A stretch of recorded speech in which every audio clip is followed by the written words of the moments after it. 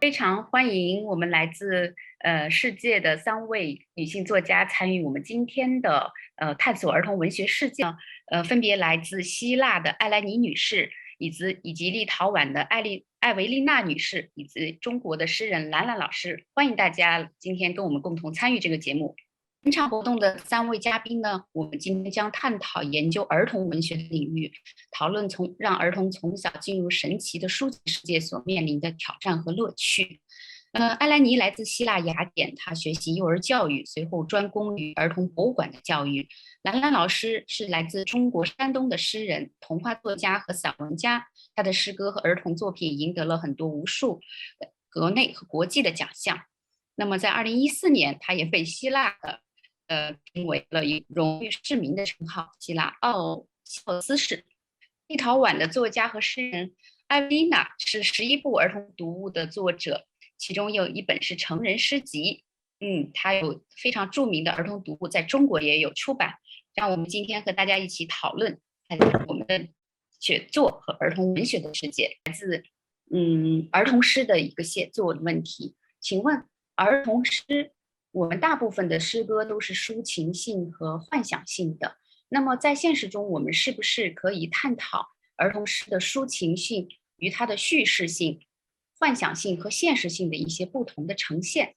这个问题也是我跟兰兰老师沟通之后，想要跟大家一起探讨的。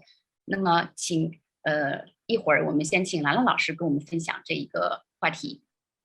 中国的诗歌，它比较和西方的诗歌，它的发展历程，有一点不太一样，因为我们从上个世纪1917年开始，我们开始用一种新的汉语来写作，和以前中国古代的诗歌的写作是不同的。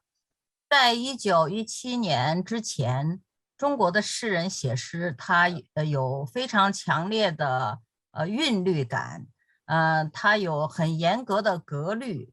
但是1917年之后，我们开始用日常的口语，也就是现在的现代汉语写诗，那么它就更自由，也不再押韵，也不再有格律，它现在直到今天也是这样一种情况。我们中国不像古希腊有荷马史诗，有这样的叙事诗的传统。我们从最早2000多年前，第一部诗歌的作品叫《诗经》，是孔夫子编的。那个时候一直到今天，我们大多数的中国诗人都是写抒情诗的。所以它也影响到给儿童写诗的这样的影响，就是它影响到中国儿童诗的创作。我们现在大多数的儿童诗歌都是抒情的，就是写叙事性很强的儿童诗比较少，反倒是孩子自己写的诗就是小孩子自己写的儿童诗有比较强的抒情这个叙事性。近40年来，中国的诗人已经出现了一批用口语写诗的是这样的作品，然后他们的一个最大的特点就是它的叙事性增加了，因为很多作家认为抒情它最后要解决的是表达你的感受，而叙事呢是要激发你的逻辑能力，你的逻辑的抽象的思维能力。所以叙事类的儿童诗目前在中国已经开始有越来越多的人得到他们的重视和关注。我很想听听2位我的同行，国外的同行，听听他们对这个事情有什么看法。因为在中国，如果你写叙事性比较强的诗，会被人批评，认为你应该写更抒情一点。给2位外国嘉宾讲一下我们这个问题的最初提出来的是哪个探讨的方向，抒情性与叙事性、幻想性与和现实性的一种不同呈现。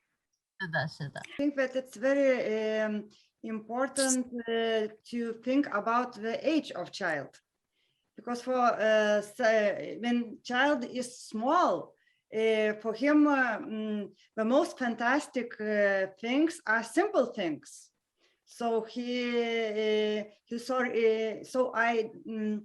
I think that it's very good to write in realistic way, in narrative way, to tell like a story, like a tale for children, to remember, to repeat, and to try to create their own poems. And I think that these lyrical ones, these poems, maybe they are for bigger kids. Poetry and imagination, I believe, go hand by hand with creative thinking, emotions, beauty, aesthetics, values, I mean, the morals. From a young age, it is of paramount importance to stimulate the kid's imagination.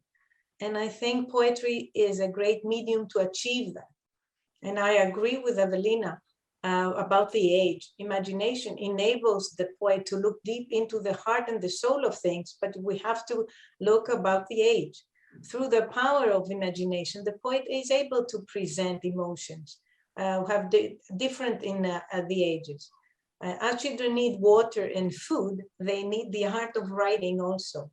And as I was preparing for this event, I read that Pablo Picasso once said that it took me 4 years to paint like Raphael, but a lifetime to paint like a child.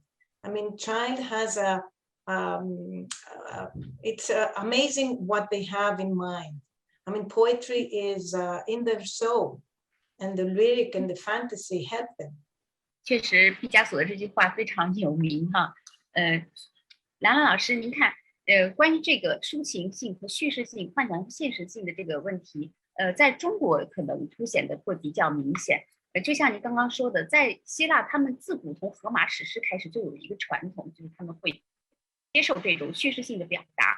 那么在中国，我们可能经历了80年代的诗歌运动，它也是至今这个抒情诗还是影响着我们现在的创作，包括它影响到了儿童文学的领域。您看是这样吗？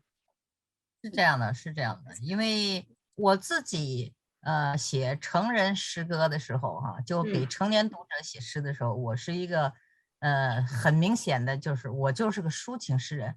可是我给儿童写诗的时候，我的有一部分诗就是写的比较叙事，就是有故事性比较强，我是这样来做的。所以说我就很想知道，因为在国外像他们都是不是也有这样的写法。For me, it's very important to write also humoristic poems for kids. Children like to laugh, and grown-ups are very usual. We are very, not strict, but we are very serious, and we look at life very serious.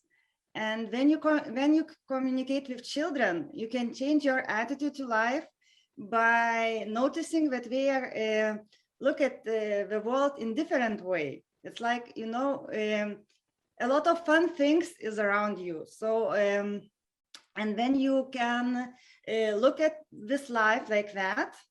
It's like you have an armor from the difficulties in your life. And I can read one of my poems. It's called Ears. For a month, I have not washed my cute little ears. Dad said, "Oh no," Mom screamed. "It's bad, my dear. My aunt promised me that mushrooms will pop up there. Snakes will breed in a grass, growing tall in my ears. An alligator will live there, along with an otter. I believe my auntie. I did not use water. But how wrong was she? It's not nice at all. Nothing grew there. No mushroom sky tall. Just day after day, I keep asking, what? Who turned down the volume? I can't hear a lot." I would like to tell you that as a child, my mom sang me lullabies to go to sleep. We played words, and that gave me joy. But growing up, I moved away from poetry. Maybe during my school years, there was no teacher to inspire me. So I discovered poetry and its beneficial significance when I grew older, and through the lyrics of great Greek poets that have been made into popular songs. So from then on, I've been trying to make up for the lost time, and through my work as an educator and writer, inspire more children to love literature in general and the magic of poetry. So I can hear you both, Lan Lan and Evelina, and I envy you. 非常感谢两位作家的朗诵和分享。我想刚刚我们问到的第一个问题，说请推荐这个各自国家其他的诗人给到中国的读者，给我们简单介绍一下他们本国的儿童诗歌的出版和教育情况，以及他们认为在欧洲他所看到的儿童诗歌的发展情况。谢谢。Yes, I can start. In Lithuania, in the early age, we have a lot of poems for children, and children learning them by heart at schools, especially in kindergartens, for all fests and so on.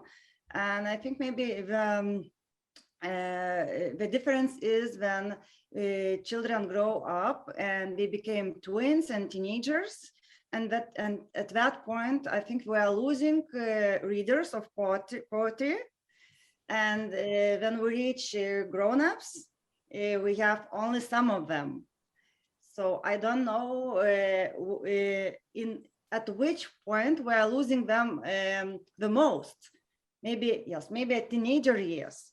But when children are very small, they adore poetry. They have this rhythm inside. It's like inside their bodies. It's so important. And after that, like poetry becoming not so very important. And for me, it's like a big issue to solve this question and to hold the children in poetry longer.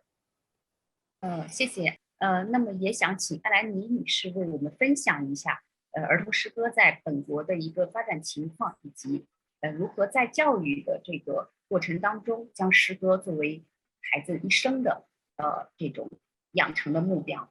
谢谢。You know, in Greece, we have a very long tradition in poetry. I mean, Homer was one. The orators in ancient Greece didn't only want to tell us something, say something, but they wanted to remember what they say. So they use poetry instead of prose. Greece has been awarded with 2 Nobel Prizes for poetry through Odysseas Elitis and George Seferis. Nevertheless, poetry does not have the place it deserves in our schools. The same, as you said, globally, it's the same. Even though for the little ones, we use collections of lullabies, children's songs and poems, and the connection between parents and child is unique and very important. When the children get older, poetry is not part of their everyday life. The same is here too. And from my experience in our kindergarten, working with the ages of 4 to 6, we offer a unique opportunity to bring poetry into children's lives. We use haikus and limericks that young children love. But then as they get older, they're not using, I mean, in the curriculum does not emphasize in the poetry. Of course, working with children, I realized that they enjoy listening to poems or reading them. They remember them, as Evelina said, they memorize them. They like to sing the song and stick to their ears.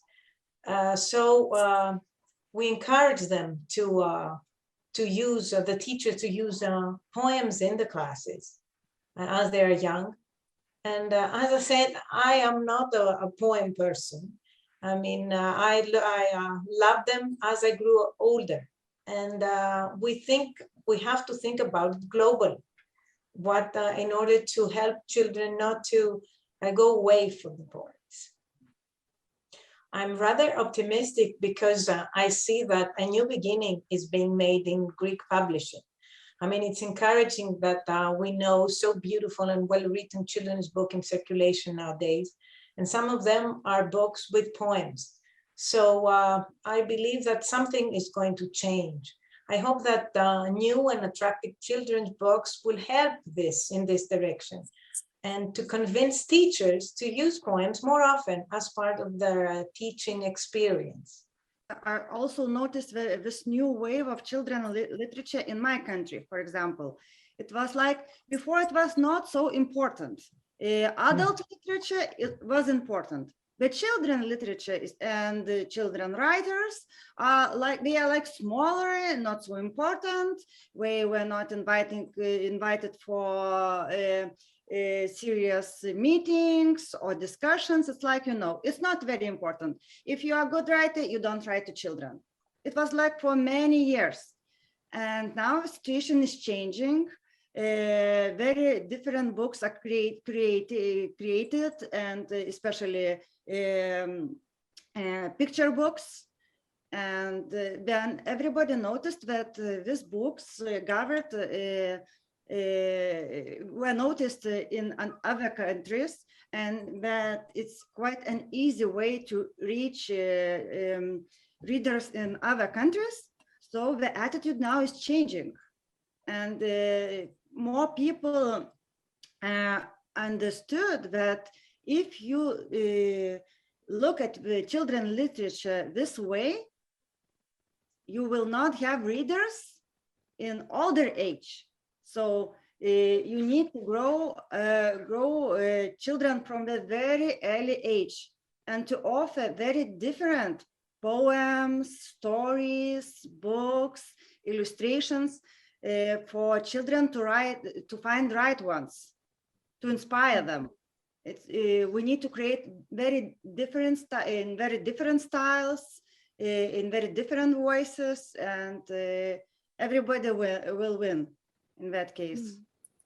I was trying to say that we have to promote and foster the love of reading from the young ones, even in the belly of the mother. I mean, to read again and again, go to the libraries, go to places where they can find books all over, seeing their parents reading. That will help them love reading. 是的，兰兰老师，您看需不需要补充一下这个问题？中国有3亿多的儿童，这是一个巨大的数目。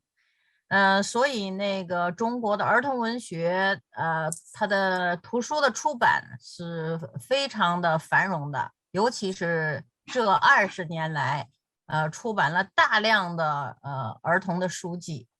但是呢，在这一部分出版物里边，最多的是儿童故事和儿童小说。其次呢是绘本，就是插画书，就是图画书。出版的最少的就是儿童诗歌，就是童诗。就是我不知道在国外怎么样啊，在中国是这个情况。而且翻译到中国来的成人的诗歌，很多国家的都有。比方说立陶宛的托马斯文茨洛瓦，这是成人诗歌里的。然后像卡瓦菲斯，像希腊的卡瓦菲斯、埃雷蒂斯，这个埃雷蒂斯得过诺贝尔奖，像希腊的，就是最近这30多年来，中国翻译了大量世界各地那些杰出诗人的作品，可是童诗的翻译就比较少。童诗翻译过意大利的罗大里，意大利的贾尼罗大里，然后翻译过美国1、2个儿童诗的诗人，然后还有日本的翻译的比较多，就是日本的童诗翻译的比较多。其他国家翻译的都很少啊，这是我觉得很遗憾。我希望能看到更多的就是外国诗人的这个童诗能翻译进来。首先我们知道我们全球的诗都围绕在文化的美好样女性当中。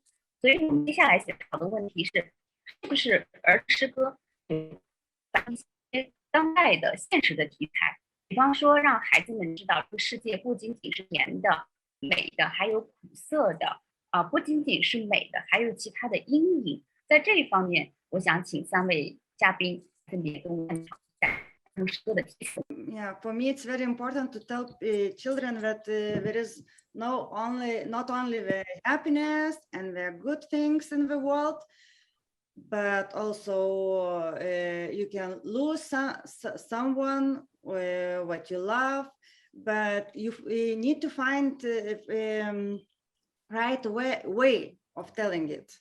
Also depends on children's age.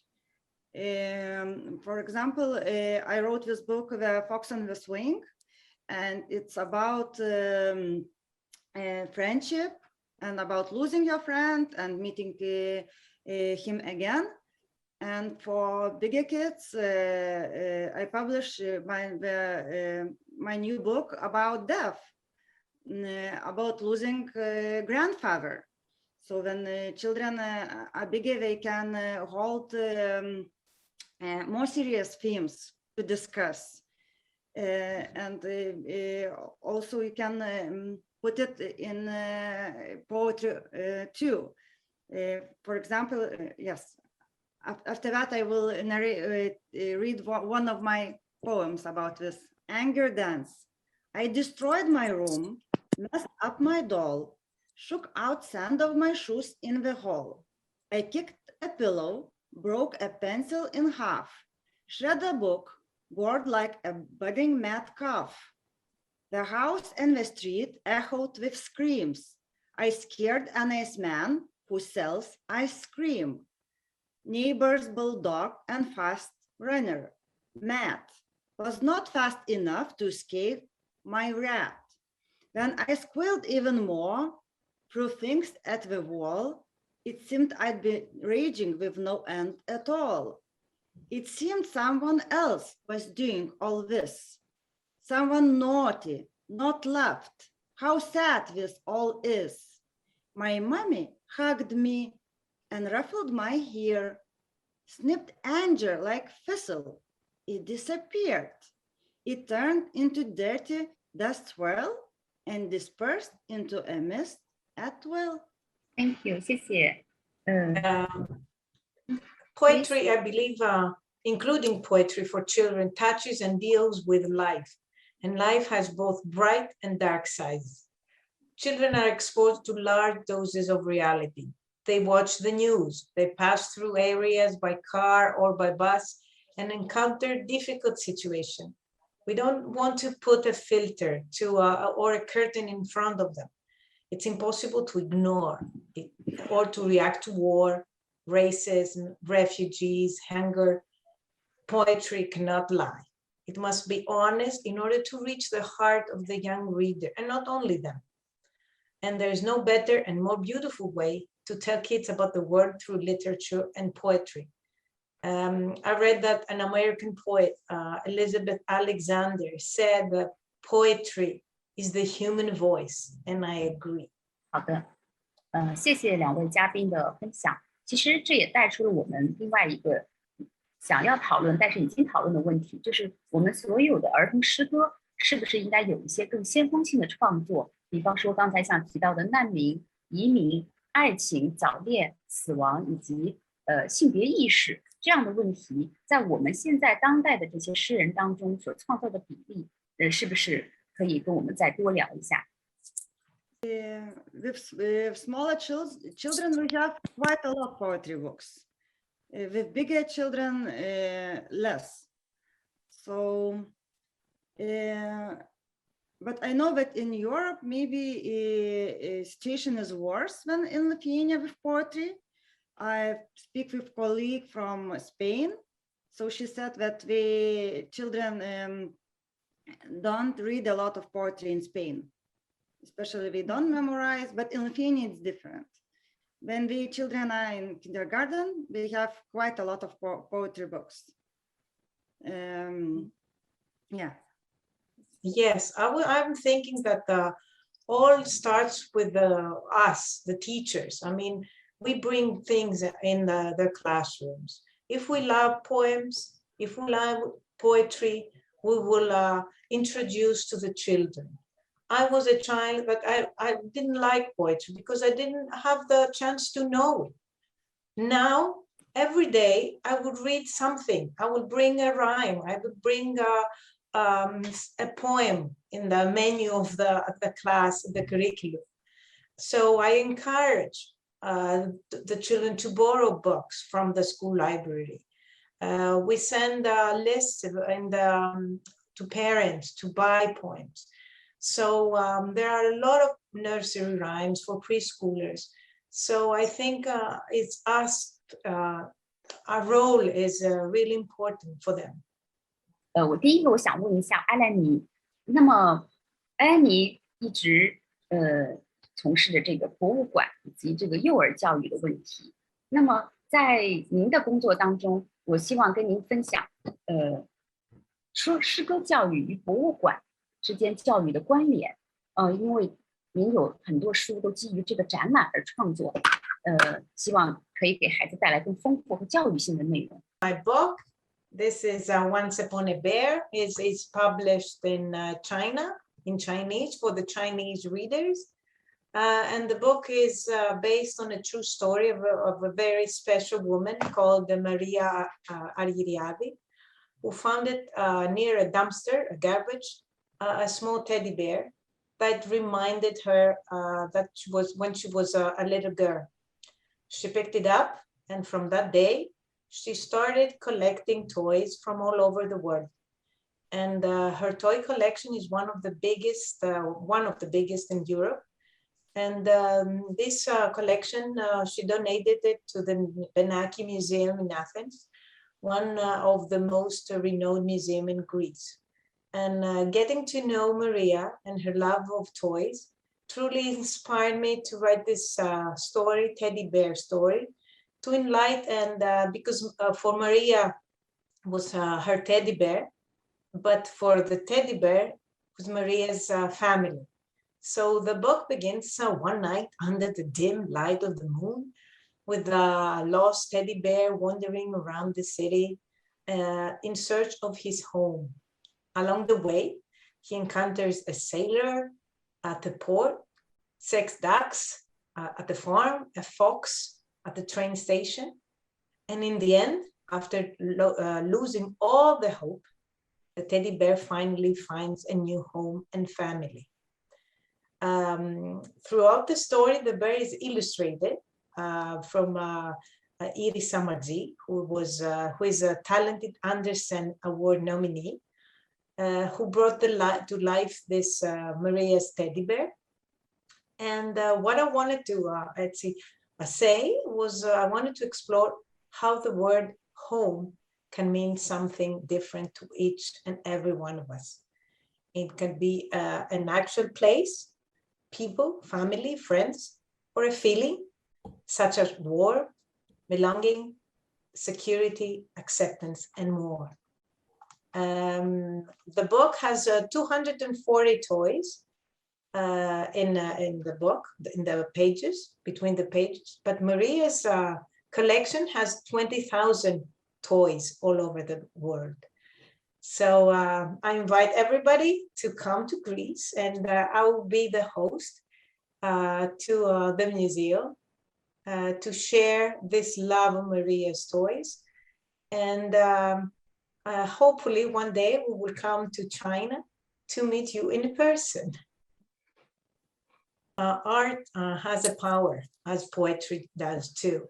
So it's really simple. Just put in the museum, in a museum visit, we can go with sit in front of a painting or an exhibit, and we can start with words. What do you see?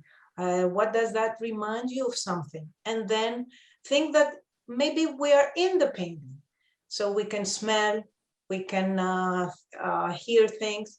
And from the beginning, put a word and then start writing poems with the kids. I mean, this is amazing. I've done once, and it's really, really interesting to see how the kids are moving on, and rhyme, songs, rhythms can lead to discussion about words, and this will help them with the language. I believe that schools, I believe schools and museums should be opposite doors. I mean, they have to have a school, the museums are the schools of future, because they have all the exhibits and you can do whatever you want to do in the museums. Better way to put language also, poetry in the exhibitions and in the excursion that you're doing with the kids. I'm mainly facing the little ones, the 4 to 6, but you can, I mean, with the older ones, the art attracts, I mean, the museums and the exhibits attracts the older ones more. So what a better combination to put these two elements together. 同样的问题，我也想问一下艾薇丽娜。艾薇丽娜女士不仅从事儿童诗歌的创作，还有儿童绘本故事的创作，也是她的主要方向。那么我想问她，如何通过您的诗歌还有故事改变孩子们的态度、行为、人生观？您有没有考虑过这些主观的因素在您创作中的占到多少？And introduce my book, The Fox and the Swing. It was I started to write it while I live in China, in Beijing, and finished in Lithuania. It was maybe the 5th of my books, and it was the first book for my illustrator, Aušra Kiudulaitė. And this book was like a teacher for me to find what I want to be like a writer, what is important for me. That it's important not to write a children's book and to publish it, but to meet children, to see their reactions on that, to speak about them, to change their attitude towards the books, and try to create by themselves, because we had a lot of workshops together with my illustrator with kids around the world, in Lithuania, in UK, in India, here in US. So in this book is about the boy whose name is Paul, and one day he met one fox in the park. And we had a great time together, and this fox is not, she's not very kind or sweet, she's very natural. Sometimes she's good, sometimes she's not very good, sometimes she is selfish, but it's the best friend for boy Paul. And one day, boy's father announced that we are going to go to another city, for bigger city, bigger helicopter, and more happiness. And Paul had to leave his friend in this park, and we came to another city, and Paul wasn't very happy there.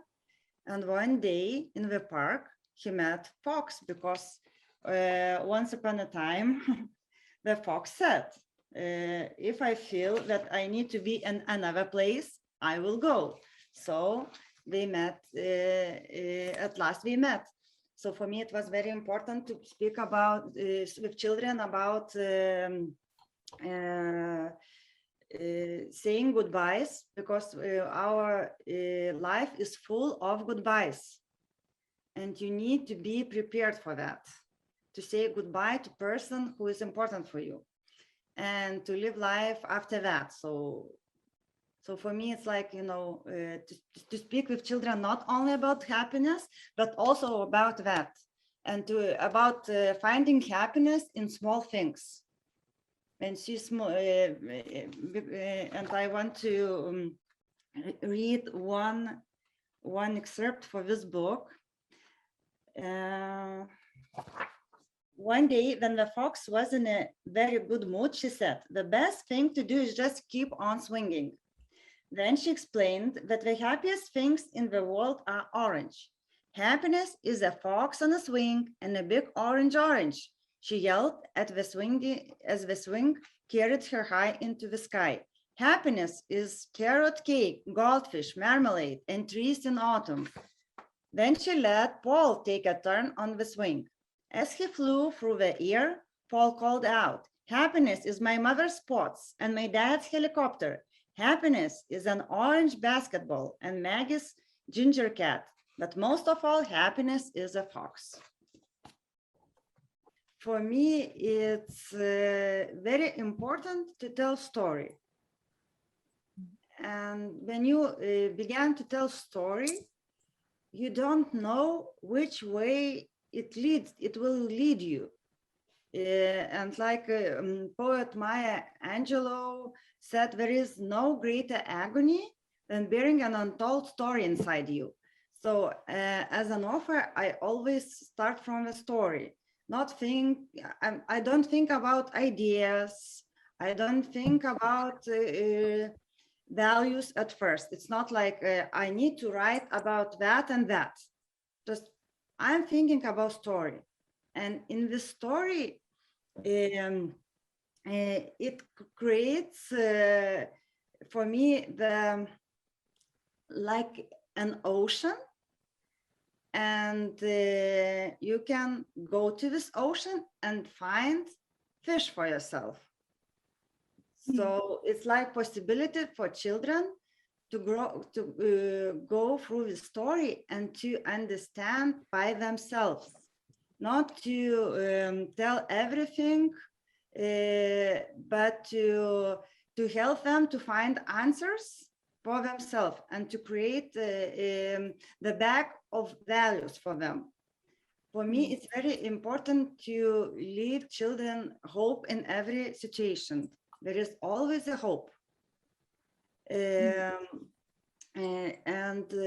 for me, also, it's very important to help children to grow a little bit story by story and to find similar situations which we have in their life, to feel, we need to feel that we are not alone with their feelings, with situations, with problems, that a lot of some characters in books, we express the same feelings, we have the same situations, and we go through them. Once I read one of my story for children about 3 cupcakes and two sisters bears. One of them ate one cupcake, another one ate another cupcake, and one was left. 2 sisters were argued a lot about who will eat this last cupcake. Their mother offered them to divide it, and problem was solved. When I read this book, one boy said to me, if I were these bears, I will share the last cupcake with my mom. And for me, it's like this is the main task of a writer, to help children to find their answers, and maybe in near future to create their stories. 那么这个问题同样留给兰兰老师。我们刚才也提到，无论是在儿童读物的过程比例当中，诗歌所占到的比例非常之少，插画、小说可能它是偏高的，而且在儿童接受教育的过程当中，诗歌的这个比例也同样很少。一方面它偏低幼，另外一方面呢，可能它的出版物以及作者都偏少。那在这些方面，我想问问兰兰老师，您从作者的角度出发，您觉得还有什么是我们应该做一些的？虽然这个童诗的比例在整个儿童文学当中，它的占的比例比较小，但是最近这几年突然出现了一批就是写童诗的孩子，小孩自己写童诗。对，那么据我所知，有几个诗人一直在教孩子写诗，还有其他一些人，像严超华，但他们都不知道啊，就是像严超华呀、童子啊，像这个左右啊，这些诗人本身他们都已经有丰富的写作经验，然后他们利用因为疫情嘛，他们就利用互联网教了很多孩子写诗，而且呢，在网络上发表这些孩子的诗，这些孩子的诗写的相当好，甚至有的超过了一些成年人。对成年人创作的诗歌，那么就有出版社来主动的愿意为这些孩子出版诗集，就是儿童自己写的这样的诗集。那么这就让我对这个儿童诗歌的教育充满了信心，因为我看到了现在这种情况，而且我自己也经常被学校啊，或者是书店呀，或者是边远山区的那些，就是比较偏远的地方的学校请去，给孩子们讲诗歌。我发现，如果你真的是给他们一些好的作品啊，让他们看到一些好的作品，一定能激发他对诗的这种热爱，也能激发他们的想象力。据我所知，就是除了就是在中国很多的学校，有一些专门的老师来教孩子写诗歌，这个数目是很庞大的。因为我最近正在编一本童诗集，我就突然就收到很多老师替他们那些孩子们来投稿，就是有一个老师能带几十个孩子来写诗，这个让我非常吃惊。这是一个特别好的一件事情。那么还有一件事，我觉得，就是至少在中国有5、6位有国际影响的大诗人在为孩子编这种童诗就编一些童诗选，就是类似于教材啊。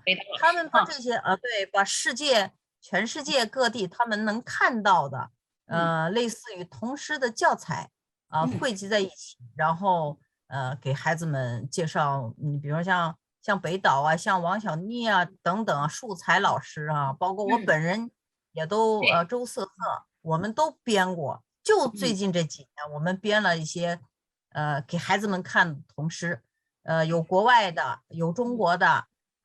就是不同的表达方式，不同的风格，专门又去翻译的。那么这些书卖的都非常好，这些书基本一上市很快就卖完了，然后再重新出版，这是一个很让人我觉得对未来的诗歌充满信心的事情。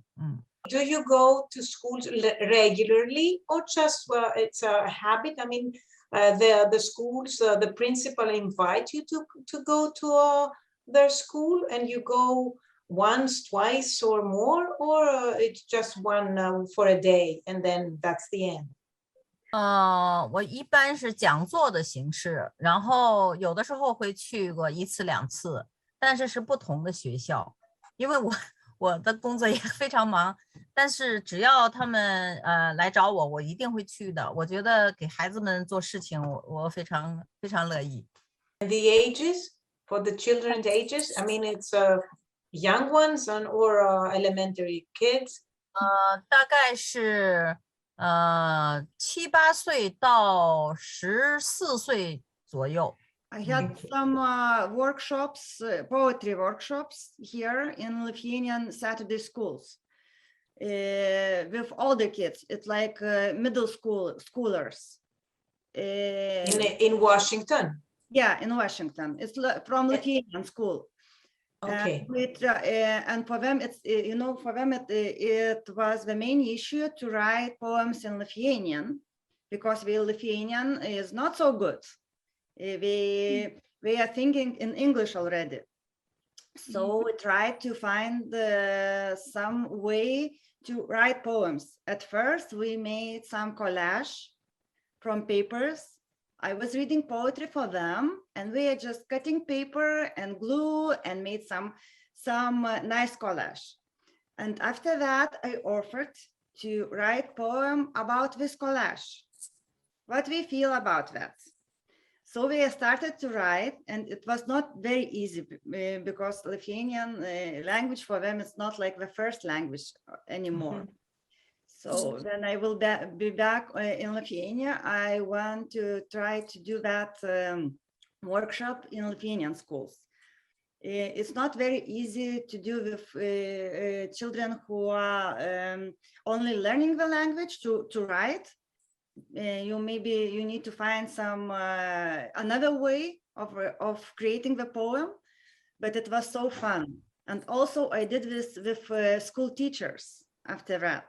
So and this school teachers, some of teachers said that they don't read poetry and it's impossible for them to write it.